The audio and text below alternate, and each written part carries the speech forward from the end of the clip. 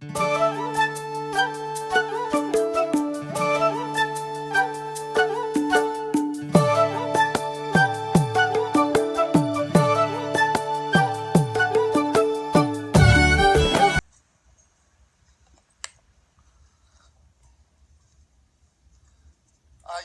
welcome you again to this high-level event, as I said, to mark the World Youth Skills Day, and would like to acknowledge and recognize the co-organizer of this event who made it possible, the Permanent Mission of Sri Lanka to the United Nations, the Permanent Mission of Portugal, and from the UN side, both ILO and UNESCO.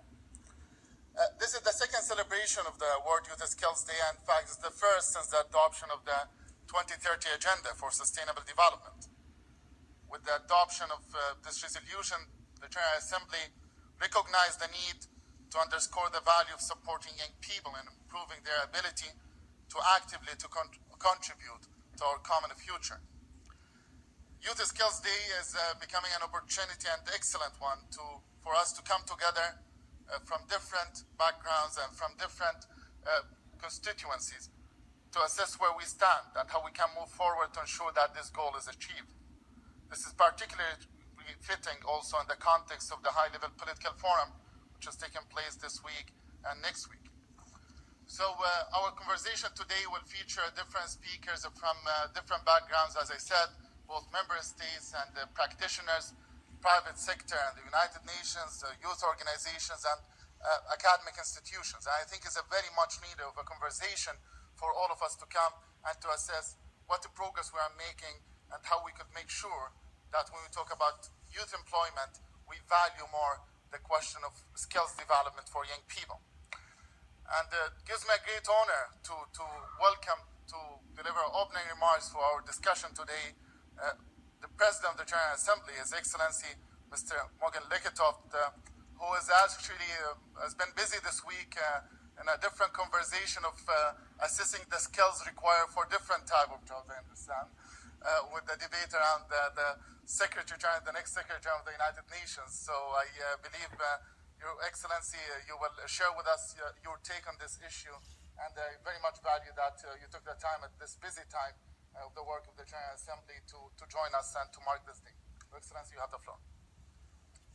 Thank you very much. Thank you, Excellencies, ladies and gentlemen, for giving me the opportunity to address you today and to be present at the opening of this important gathering.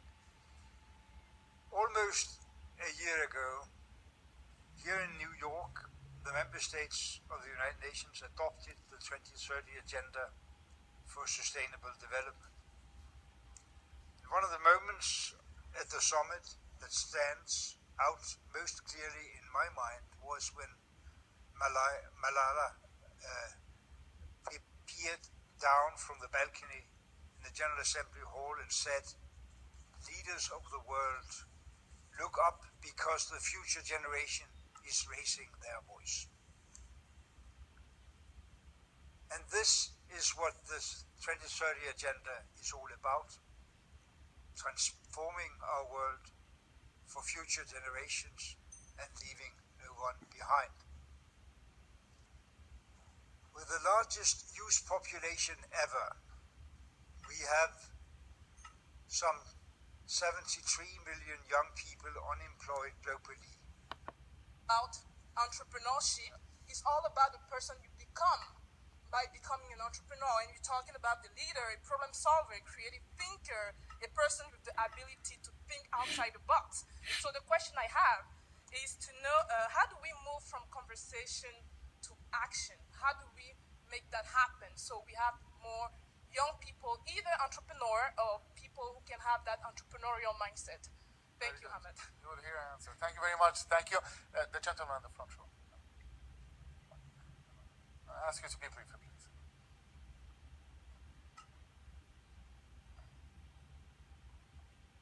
Hi, my name is Prem Guragai. I'm originally from Nepal, and Nepal is birthplace of Lord Buddha and land of Mount Everest.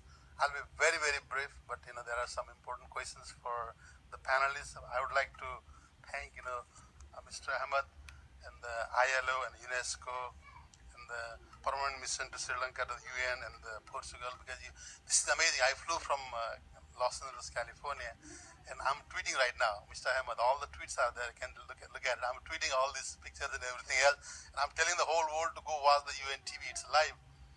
Now, I'm at the United Nations. We're talking about the youth empowerment, and we are celebrating the World Youth Skills Day 2016, the second year. Please forgive me. All the talks I have heard, I haven't heard a piece. Because, first of all, you have to have a peace. For youth to learn anything, for youth to go out and do something. I'm from Nepal, there are a lot of conflict going on, a lot of other part of the world, a lot of countries going on. But these youths are being used by the political leader or by so many other different people. They are not able to focus on their study or getting a job or something else. Like Melissa was saying, she has her own story. There are millions of youth all over the world, they have their own story. And when we talk about the Sustainable Development Goals, the 17 goals that UN had last year, now number 4 and number 8, I have not heard nobody talk about that. Number 4 is good education. Number 8 is good jobs and economic growth. For you to have both of that, you have to have number 16, peace and justice. So please explain that to me, how we can solve this youth unemployment problem all over the world. The basic thing has to be peace, peace, peace. Thank you very much. Thank you very much. Thanks for coming from Nepal, from the West Coast too. So that's okay. So I will go back to the panel. We don't have much time left, in fact. So I am going to. It's one of the UN classics now to go back to the panel. Tell them to wrap it up in 60 seconds. So. I don't know how we're going to do that, but I'm sure the conversation could continue over Twitter. And I would go on this channel and with Ms. Bassa, start with you, Mr. Shbib.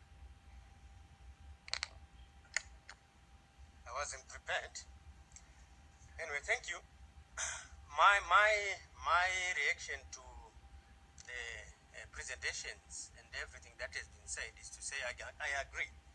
Everything that we have said is true. But the challenge is that we celebrate potential and not necessarily results. That's where the challenge is.